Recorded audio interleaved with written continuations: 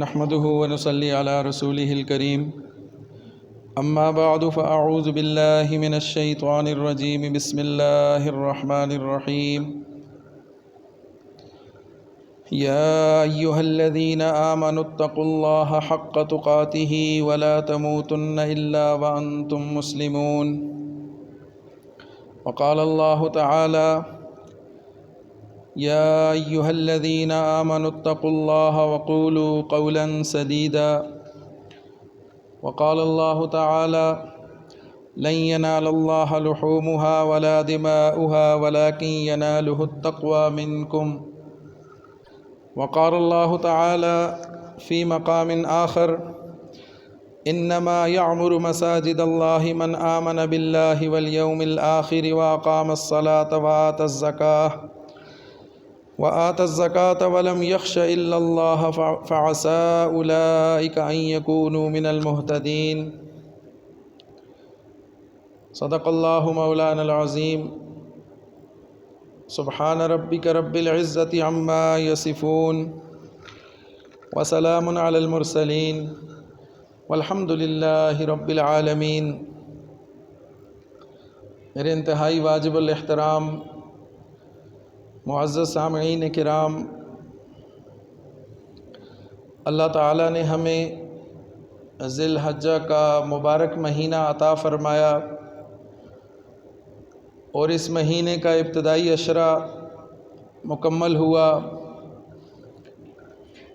یوم عرفہ بھی گزر گیا، یوم النحر بھی گزر گیا اور آج 12 ذی الحجہ ہے۔ مغرب تک قربانی کا وقت باقی ہے اور ایام تشریق کل کی عصر کی نماز تک تکبیرات پڑھی جائیں گی، تو اس کے بعد پھر یہ سلسلہ مکمل ہو جائے گا، اختتام پذیر ہو جائے گا۔ اب ہمیں اپنا محاسبہ کرنا ہے، اپنے اعمال کا جائزہ لینا ہے کہ ہم کس طریقے سے ان ایام کی فضیلت اور ان ایام میں کیے جانے والے اعمال سے سبق حاصل کرتے ہیں اور پھر ان اعمال کے تسلسل کو قائم رکھتے ہیں۔ اعمال کے حساب سے 2 طرح کے لوگ پائے جاتے ہیں۔ ایک وہ طبقہ ہے کہ جن کے ہاں مخصوص ایام میں، مخصوص اوقات میں عبادت کی جاتی ہے۔ رمضان کا مہینہ آیا تو نماز شروع کر دی، روزوں کا اہتمام کیا، تلاوت کلام پاک کا اہتمام ہوا۔ پھر اسی طرح ذی الحجہ کا مہینہ آیا، تکبیرات کا اہتمام ہے، قربانی جیسی فضیلت والی عبادت اور اس فرض کی ادائیگی ہے۔ تو اس طرح سے مختلف اوقات میں، مختلف دنوں میں کچھ اعمال کو اختیار کر لیا جاتا ہے، لیکن وہ طبقہ ایسا ہے کہ جو ہی وہ دن یا وہ موقع ختم ہوتا ہے، چلا جاتا ہے، تو وہ سارے کے سارے اعمال بھی ان سے چھوٹ جاتے ہیں۔ لیکن ایک دوسرا طبقہ وہ ہے کہ جو ان اعمال کو اوقات کے ساتھ خاص نہیں کرتا۔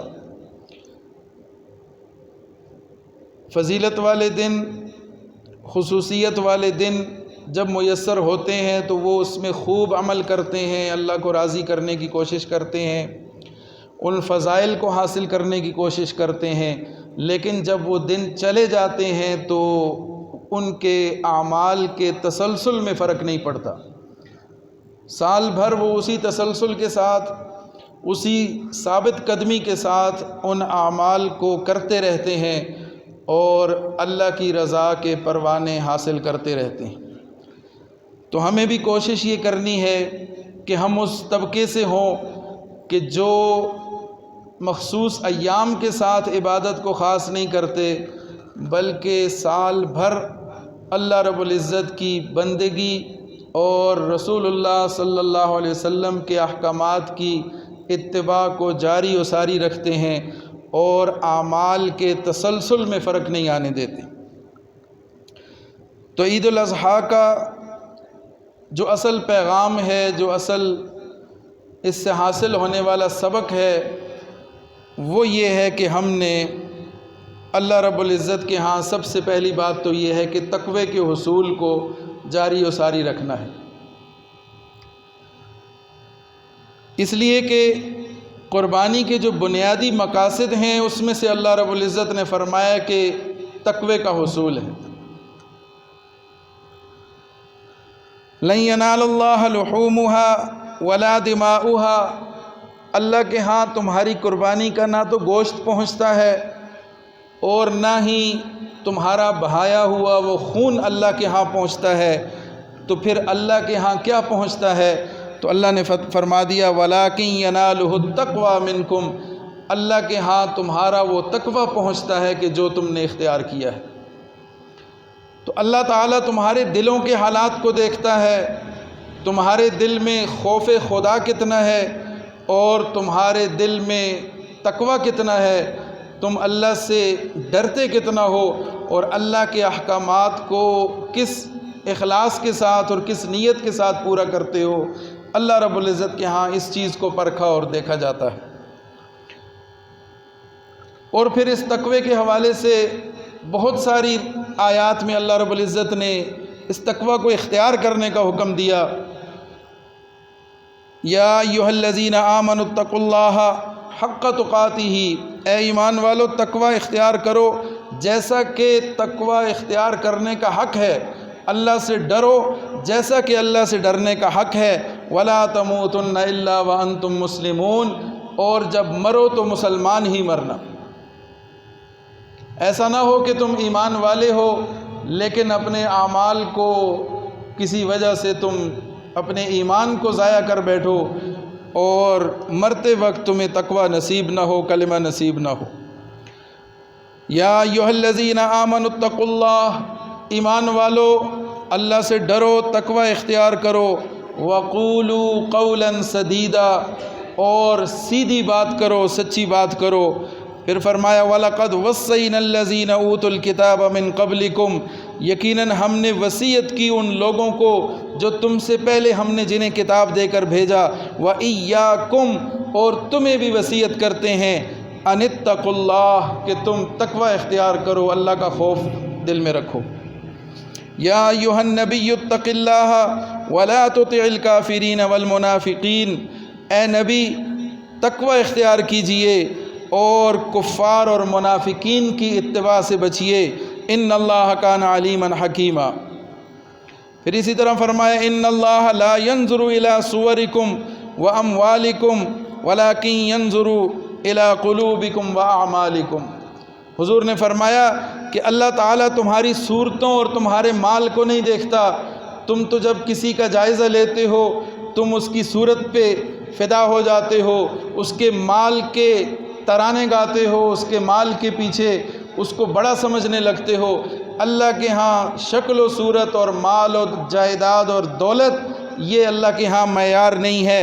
ان اللہ لا ينظر الى صورکم واموالکم، اللہ تمہاری صورتوں اور تمہارے اموال کو نہیں دیکھتا، ولیکن ينظر الى قلوبکم واعمالکم، بلکہ اللہ تو تمہارے دلوں کو دیکھتا ہے اور تمہارے عمل کو دیکھتا ہے کہ تم کیا عمل کرتے ہو۔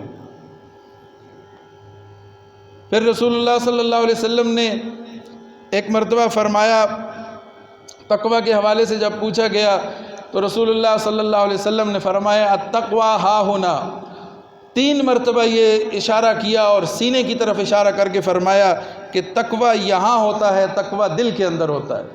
التقوی ہا ہونا ویشیر الی صدرہ 3 مرات، 3 مرتبہ اپنے سینے کی طرف اشارہ فرمایا اور فرمایا کہ التقوی ہا ہونا، التقوی ہا ہونا، التقوی ہا ہونا۔ تقوی دل کی کیفیت کا نام ہے۔ ہو سکتا ہے تم بڑے بڑے عمل کرتے ہو، دنیا کو دکھانے کے لیے کرتے ہو، ریاکاری کا جذبہ ہو یا دنیا کے دکھلانے کے لیے کرتے ہو، تو اللہ تمہارے دلوں کے حالات کو جانتا ہے۔ تقوی وہ ہے جو تمہارے دل میں ہے، اس کو اللہ جانتا ہے، اس سے خوب واقف ہے۔ اللہ کو تم دھوکہ نہیں دے سکتے۔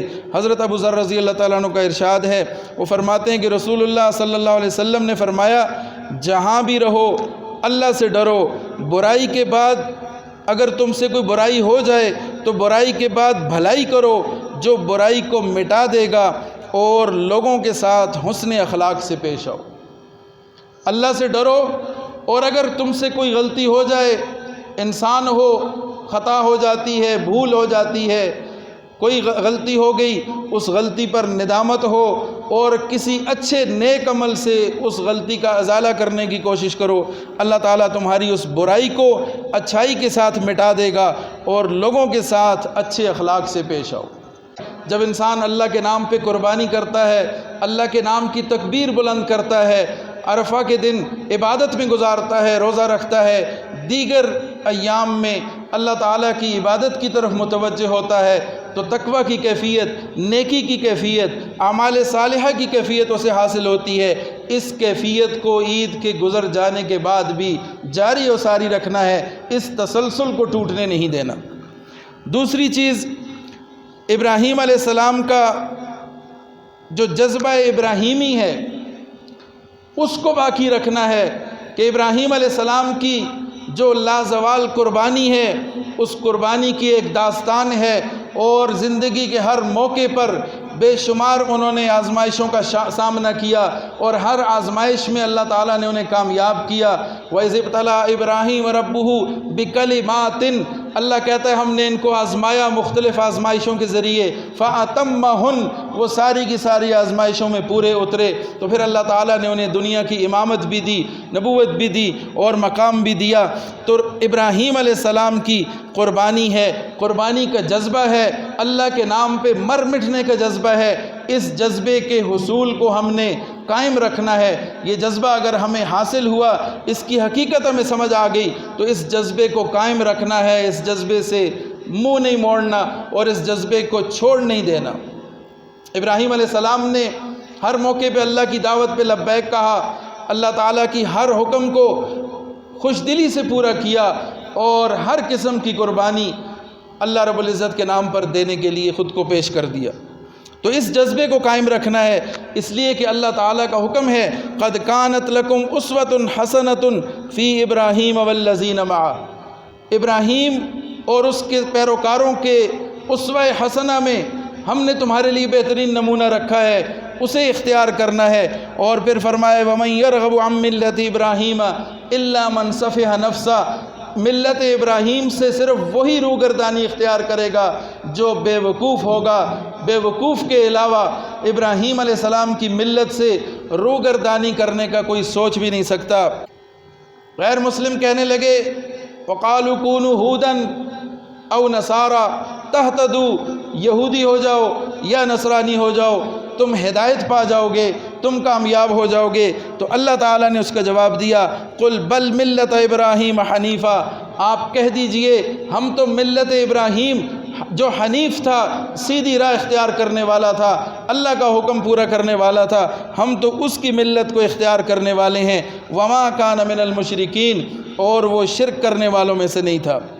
مَا كَانَ إِبْرَاهِيمُ يَهُودِيًّا وَلَا نَصْرَانِيًّا وَلَكِنْ كَانَ حَنِيفًا مُسْلِمًا وَمَا كَانَ مِنَ الْمُشْرِكِينَ، ابراہیم علیہ السلام نہ تو یہودی تھے نہ ہی نصرانی تھے، وَلَكِنْ كَانَ حَنِيفًا مُسْلِمًا، وہ تو سیدھے مسلمان تھے، سیدھے اللہ رب العزت کی عبادت کرنے والے تھے، بندگی اختیار کرنے والے تھے۔ وَمَا كَانَ مِنَ الْمُشْرِكِينَ، اور شرک کرنے والوں میں سے نہیں تھے۔ تو دوسری چیز جس کے تسلسل کو قائم رکھنا ہے وہ ابراہیم علیہ السلام کا اسوہ ہے، ابراہیم علیہ السلام کی زندگی سے ملنے والا قربانی کا وہ جذبہ ہے، وہ ایثار کا جذبہ ہے جو دین کے لیے ہر موقع پر ہم نے دل و جان سے اپنے آپ کو پیش کر دینا ہے۔ اس جذبے کو بھی عید گزر جانے کے بعد بھی سال بھر اور زندگی بھر اس جذبے کو اپنے دل سے لگائے رکھنا ہے، اور ہر وقت ہمہ وقت اپنے آپ کو اللہ کے حضور پیش کرنے کے لیے اپنے جان اور مال کے ساتھ اپنے آپ کو حاضر کرنا ہے ہر وقت۔ پھر تیسری چیز جس کے تسلسل کو قائم رکھنا ہے وہ ہے نیکیوں پر استقامت۔ نیکی کر لیتا ہے انسان، تقوی حاصل کر لیتا ہے، لیکن وہ نیکی اور وہ بھلائی اور وہ اچھائی وہ وقتی ثابت نہ ہو، ایسا نہ ہو کہ وقت گزر جائے اور پھر ہم اپنی پرانی روش پہ چل پڑے، نیکیوں پر استقامت بھی دکھانی ہے۔ ان الذین قالوا ربنا اللہ ثم استقاموا تتنزل علیہم الملائکۃ الا تخافوا ولا تحزنوا وابشروا بالجنۃ التی کنتم توعدون۔ بے شک جن لوگوں نے کہا کہ ہمارا رب اللہ ہے، ثم استقاموا، پھر اس پر پکے ہو گئے، استقامت دکھائی، ڈٹ گئے اس بات پر، تو پھر اللہ کی طرف سے ان پر ملائکہ بھی نازل ہوتے ہیں، اللہ کی مدد بھی ان کے ساتھ آتی ہے، اور ان کے لیے پھر جنت کا وعدہ بھی ہے۔ فاستقم کما امرت ومن تاب معک ولا تطغوا۔ فاستقم، سیدھی راہ سے اختیار کرو، استقامت دکھاؤ، نیکیوں پر استقامت دکھاؤ، کما امرتا، جیسا کہ آپ کو حکم دیا گیا ہے، ومن تاب معک، اور جو آپ کے ساتھ توبہ کرنے والے ہیں، ولا تطغوا، اور بغاوت نہ کرو، اللہ کی نافرمانی مت کرو، انہ بما تعملون بصیر، اللہ سب دیکھنے والا ہے۔ فلذلک فادع واستقم کما امرت ولا تتبع اہواءہم۔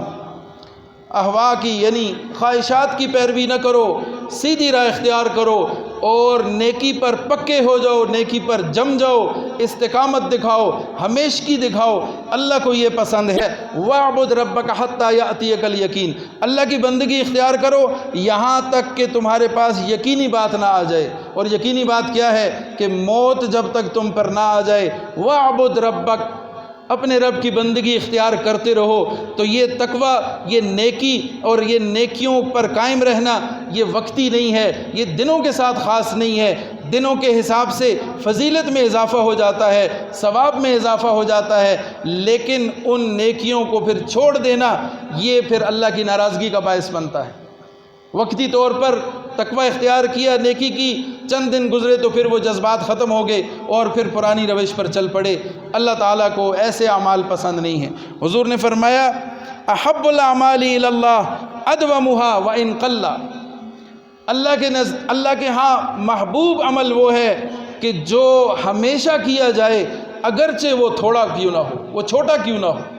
عمل چھوٹا ہے، عمل تھوڑا ہے، لیکن ہمیشہ کیا جاتا ہے، یہ عمل اللہ کو پسند ہے اس عمل سے کہ جو چاہے بڑا ہو لیکن وقتی ہو اور پھر ختم ہو جائے، چھوڑ دیا جائے، اس کو ترک کر دیا جائے، اس سے وہ عمل بہتر ہے کہ جو تھوڑا ہو لیکن مسلسل ہو، استقامت کے ساتھ ہو، ہمیشگی کے ساتھ ہو۔ سفیان بن عبداللہ ثقفی رضی اللہ تعالیٰ عنہ فرماتے ہیں کہ میں نے رسول اللہ صلی اللہ علیہ وسلم سے پوچھا کہ آپ مجھے اسلام کے بارے میں کوئی ایسی بات بتائیں کہ آپ کے بعد پھر مجھے کسی سے پوچھنے کی ضرورت نہ پڑے، یعنی میرے لیے کافی ہو جائے، وہ ایک بات ہی کافی ہو جائے اور میں اس کو اپنے پلے باندھ لوں اور پھر اس پر عمل جاری رکھوں تو میرے لیے وہ کافی ہو جائے۔ تو حضور نے فرمایا قل آمنت باللہ فاستقم، کہہ دو اللہ پر ایمان لاؤ، آمنت باللہ، میں اللہ کو مانتا ہوں، فاستقم، بس پھر اس پر پکے ہو جاؤ، پھر اس پر ڈٹ جاؤ، پھر اس پر استقامت دکھاؤ، پھر اس سے پیچھے نہیں ہٹنا۔ تو یہ ایک عمل تمہارے لیے ایسا ہوگا کہ تمہاری نجات کا بھی باعث ہوگا، اور اس ایک عمل کے بعد پھر تمہیں مزید کسی سے کچھ پوچھنے کی یا کچھ کہنے کی ضرورت ہی نہیں۔ آمنت باللہ فاستقم، اللہ پر ایمان لاؤ، بس اس پر پکے ہو جاؤ، ڈٹ جاؤ۔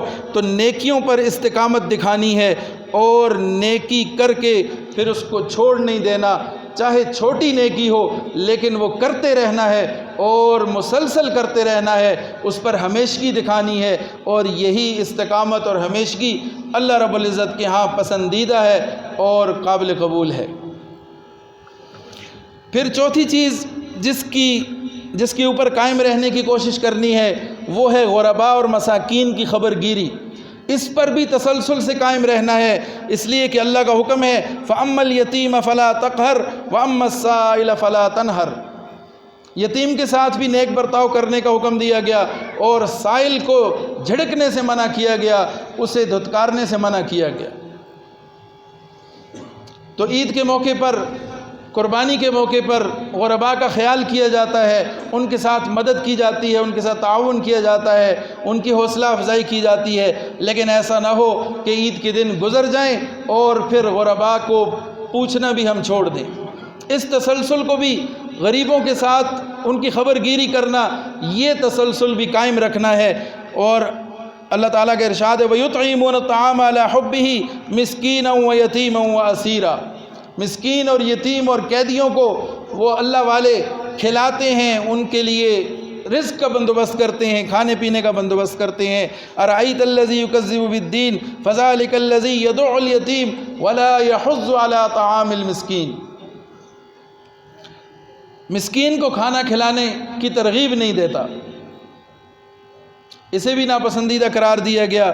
اور پھر وَأَمَّا مَنْ أُوتِيَ كِتَابَهُ بِشِمَالِهِ فَيَقُولُ يَا لَيْتَنِي لَمْ أُوتَ كِتَابِيَهْ، جب بائیں ہاتھ میں نامہ اعمال ملے گا تو وہ کہے گا آئے کاش یہ مجھے نہ ملتا، مجھے یہ دیا ہی نہ جاتا۔ وَلَمْ أَدْرِ مَا حِسَابِيَهْ، میرا حساب مجھ سے بھلا دیا جاتا۔ یا لیتہا کانت القاضیہ، مجھ پر موت آ جاتی، میں ختم ہو جاتا، فنا ہو جاتا۔ تو اللہ کہے گا خذوہ فغلوہ ثم الجحیم صلوہ ثم فی سلسلۃ ذرعها 70 ذراعا فاسلکوہ، اسے توک ڈالو، اسے باندھ دو، ان زنجیروں کے ساتھ باندھ دو کہ جو 70 ہاتھ لمبی ہیں، جن کی پیمائش لمبی ہے، ان زنجیروں سے ان کو باندھ دو۔ اور پھر فرمایا کہ وہ کیا کرتے تھے، وہ اللہ پر ایمان نہیں لاتے تھے، ولا یحض علی طعام المسکین، اور مسکینوں کو کھانا بھی نہیں کھلایا کرتے تھے۔ تو غرباء کا خیال نہ کرنا باعث عذاب ہوگا، اس کے تسلسل کو بھی قائم رکھنا ہے کہ غرباء کے ساتھ، مساکین کے ساتھ خبر گیری رکھنی ہے اور ان کے ساتھ تعاون کو جاری رکھنا ہے۔ اور پھر پانچویں چیز یہ ہے جس کے تسلسل کا خیال رکھنا ہے، وہ ہے صفائی ستھرائی کا اہتمام کرنا۔ ہمارا دین ہمیں صفائی سکھاتا ہے، ہمیں پاکیزہ رہنے کا درس دیتا ہے۔ ان اللہ یحب التوابین، اللہ توبہ کرنے والوں کو پسند کرتا ہے، ویحب المتطہرین، اور پاکیزہ رہنے والوں کو، صاف ستھرا رہنے والوں کو پسند کرتا ہے۔ اور فرمایا وثیابک فطہر یا ایھا المدثر قم فانذر وربک فکبر، وثیابک فطہر، اپنے کپڑوں کو پاکیزہ رکھو، صاف ستھرا رکھو۔ اور فرمایا الطہور شطر الایمان، صفائی نصف ایمان ہے۔ تو جب ہم صفائی کا خیال نہیں کریں گے، قربانی کے بعد ان علائشوں کو سر عام سڑنے گلنے کے لیے پھینک دیں گے، بدبو پھیل جائے گی، یا کوڑا کرکٹ کا دھیان نہیں کریں گے، صفائی کا اہتمام نہیں کریں گے، تو پھر ہم گویا کہ آدھا ایمان تو اپنا خود ہی ضائع کر بیٹھیں گے، تو باقی آدھے ایمان میں بھی بہت سارے اور مسائل بھی ہیں، تو پھر پیچھے بہت کم کچھ بچے گا کہ جو ہمیں نجات کا سبب بن سکے گا۔ لہٰذا اس حوالے سے بھی فکر مند ہونے کی ضرورت ہے۔ اور پھر آخری چیز جس کے تسلسل کو قائم رکھنا ہے وہ ہے شکر گزاری، اللہ کی نعمتوں پر شکر۔ مخصوص ایام میں انسان اللہ کا شکر بھی ادا کرتا ہے، نعمتوں کا حصول ہے اور اللہ کی طرف سے فضائل ہیں، ان فضائل پر اللہ کی طرف انسان شکر گزار بھی ہوتا ہے۔ لیکن یہ شکر گزاری کی کیفیت بھی عید کے اور ان مبارک ایام کے گزر جانے کے ساتھ ختم نہیں ہونی چاہیے۔ حضرت صہیب رضی اللہ تعالیٰ عنہ فرماتے ہیں کہ حضور صلی اللہ علیہ وسلم نے فرمایا مومن کا معاملہ عجیب ہے، اس کا ہر معاملہ اس کے لیے بھلائی کا ہے، اور یہ بات مومن کے سوا کسی اور کو میسر نہیں۔ یعنی مومن کا جو بھی عمل ہے وہ اس کے لیے بھلائی کا سبب بنے گا، اور یہ سہولت، یہ آسانی کسی اور کو میسر نہیں ہے۔ اسے خوشی اور خوشحالی ملے تو شکر کرتا ہے، اور یہ اس کے لیے اچھا ہوتا ہے، اور اگر اسے کوئی نقصان پہنچے تو اللہ کی رضا کے لیے صبر کرتا ہے۔ تو شکر پر بھی اللہ کی نعمت، اللہ کا انعام ملے گا، صبر پر بھی اللہ کا انعام ملے گا۔ فرمایا یہ بھی اس کے لیے بھلائی ہوتی ہے۔ تو ایمان والا صبر بھی کرتا ہے، شکر بھی کرتا ہے، اللہ تعالیٰ پھر اس شکر کی بدولت اس کی نعمتوں میں اضافہ بھی کرتا ہے۔ وَإِذْ تَعَذَّنَ رَبُّكُمْ لَئِن شَكَرْتُمْ لَأَزِيدَنَّكُمْ، اگر تم شکر کرو گے اللہ تمہاری نعمتوں میں اضافہ کر دے گا۔ وَلَئِن كَفَرْتُمْ إِنَّ عَذَابِي لَشَدِيدٌ، اگر تم کفر اختیار کرو گے یعنی ناشکری کرو گے تو پھر یاد رکھو اللہ کا عذاب بڑا شدید ہے۔ یا ایھا الذین آمنوا کلوا من طیبات ما رزقناکم واشکروا للہ ان کنتم ایاہ تعبدون، اللہ کا شکر ادا کرو، اگر تم اس کے بندے ہو، اسی کی عبادت کرنے والے ہو تو پھر اس کے شکر گزار بھی بنو۔ فاذکرونی اذکرکم واشکروا لی ولا تکفرون، اللہ کا شکر ادا کرو، نہ شکری نہ کرو، کفر اختیار نہ کرو۔ تو اللہ کی نعمتوں پر شکر ادا کرنا ہے، اللہ کی نعمتوں پر شکر، اور پھر اس شکر کے تسلسل کو قائم رکھنا ہے۔ اور اللہ کی نعمتوں کا استحضار رکھنا ہے، ہمہ وقت ہماری زبان پہ شکر ہو۔ ذی الحجہ کے ایام اللہ کی طرف سے ملے، اس پر اللہ کا شکر۔ رمضان کی روزوں کی سعادت مل گئی، اللہ کا شکر۔ تلاوت کی توفیق مل گئی، اللہ کا شکر۔ نماز پڑھنے کی توفیق مل گئی، اللہ کا شکر۔ اللہ کے گھر میں آ کر اللہ کے گھر کو آباد کرنے کی توفیق مل گئی، تو اس پر بھی اللہ کا شکر، اور اس شکر کے تسلسل کو قائم رکھنا ہے۔ تو اللہ کا گھر یہ بھی اللہ کی ایک بہت بڑی نعمت ہے، اس گھر کو آباد رکھنا اور اس گھر میں عبادت کے لیے آنا اور اس گھر کی صفائی ستھرائی کا اہتمام کرنا، اس گھر کی مضبوطی، اس گھر کی تعمیر اور اس گھر کی تزئین و آرائش کے لیے بھی محنت کرنا اور فکر مند ہونا، یہ انشاءاللہ اللہ کے ہاں قابل قبول ہوگا اور شکر کی کیفیت حاصل ہوگی۔ تو اللہ کی نعمتوں میں سے ایک نعمت اللہ کا گھر بھی ہے۔ اس گھر کی آبادی کی فکر کرنی ہے، نہ کہ اس گھر کی ویرانی کی فکر میں لگ جائیں۔ اگر ہم اللہ کے گھر کی آبادی کا ذریعہ نہیں بن سکتے، اللہ کے گھر کی ہم کوئی مدد تعاون نہیں کر سکتے، تو اللہ کے گھر کو ویران کرنے کی کوشش کرنا یہ بھی بہت بڑا خسارہ اور ظلم کا باعث ہے۔ ومن اظلم ممن منع مساجد اللہ ان یذکر فی اسمہ وسعى فی خرابها۔ اللہ کے گھر سے جو روکتا ہے، اللہ کے گھر جانے سے جو منع کرتا ہے، اس سے بڑا ظالم کون ہوگا؟ لہم فی الدنیا خزی، دنیا میں بھی ان کے لیے خسارہ ہے، ولہم فی الآخرۃ عذاب عظیم، آخرت میں بھی ان کے لیے بڑا عذاب ہے۔ اور پھر یہ ماہ ذی الحجہ ہے، اگلے چند ایام میں سیدنا عثمان غنی رضی اللہ تعالیٰ عنہ کا یوم شہادت ہے۔ 18 ذی الحجہ کو سیدنا عثمان غنی رضی اللہ تعالیٰ عنہ کو مظلومانہ طریقے سے شہید کر دیا گیا۔ وہ عثمان غنی کہ جن کے بارے میں بیت رضوان جن کے حوالے سے ہوئی اور اس کا ذکر اللہ نے قرآن میں کیا، لقد رضی اللہ عن المؤمنین اذ یبایعونک تحت الشجرہ، ایک عثمان غنی کے لیے 1400 صحابہ رسول اللہ صلی اللہ علیہ وسلم خود کو اور ان 1400 صحابہ کو لے کر موت پر بیعت کر رہے ہیں ایک عثمان غنی کی خاطر۔ تو وہ عثمان غنی مظلومانہ طریقے سے 18 ذی الحجہ کو شہید کر دیے گئے، جن کے بارے میں حضور نے فرمایا کہ یہ جنت میں میرے رفیق ہوں گے، اور جن کے بارے میں وہ فضیلت ہے کہ جو کائنات میں کسی اور شخص کے حصے میں نہیں آئی۔ کسی نبی کے دوہرے داماد ہونے کی جو فضیلت ہے وہ صرف اور صرف سیدنا عثمان غنی رضی اللہ تعالیٰ عنہ کو حاصل ہے۔ پھر جب مدینہ منورہ تشریف لے گئے تو وہاں پر پانی کا مسئلہ تھا، تمام مسلمانوں بلکہ غیر مسلموں کے لیے بھی پانی کا کنواں لے کر وقف کر دیا، سب کو فائدہ پہنچایا۔ جہاد کی جب آواز لگی تو لشکر کا 1/3 اپنی طرف سے دے دیا، اپنا مال بھی اسلام کے لیے لگایا، اپنی جان بھی اسلام کے لیے لگائی، اور اس امت کے لیے وہ اعلیٰ مثال قربانی کی پیش کی کہ رہتی دنیا تک اس کے برابر کوئی پیش نہیں کر سکتا، اس کی مثال کوئی نہیں دے سکتا۔ لیکن وہ عثمان غنی بھی آخر میں مظلومانہ طریقے سے شہید کر دیے گئے۔ تو یہ دنیا ایسے ہی کیا کرتی ہے۔ تو عثمان غنی رضی اللہ تعالیٰ عنہ کے اس واقعے میں ایمان والوں کے لیے، دین کا کام کرنے والوں کے لیے، دین کی محنت کرنے والوں کے لیے ایک بہت بڑا سبق ہے کہ اگر عثمان غنی رضی اللہ تعالیٰ عنہ کو دنیا نے ان کا صلہ نہیں دیا، ان کی قدر نہیں کی، ان کو مظلومانہ طریقے سے شہید کیا، تو پھر دین کا کام کرنے والوں کے لیے اس میں تسلی ہے، حوصلہ ہے اور سبق ہے کہ دین کا کام کرنا ہے، اللہ کی رضا کے لیے کرنا ہے۔ دنیا کے پاس صرف اور صرف تانے ہیں، دنیا کے پاس صرف اور صرف باتیں ہیں، دنیا صرف ٹانگیں کھینچنا جانتی ہے، دنیا آپ کے مخالفت کرنا جانتی ہے، آپ کی مدد، آپ کے ساتھ تعاون یا آپ کی حوصلہ افزائی کرنا، اس کی دنیا سے توقع مت رکھنا۔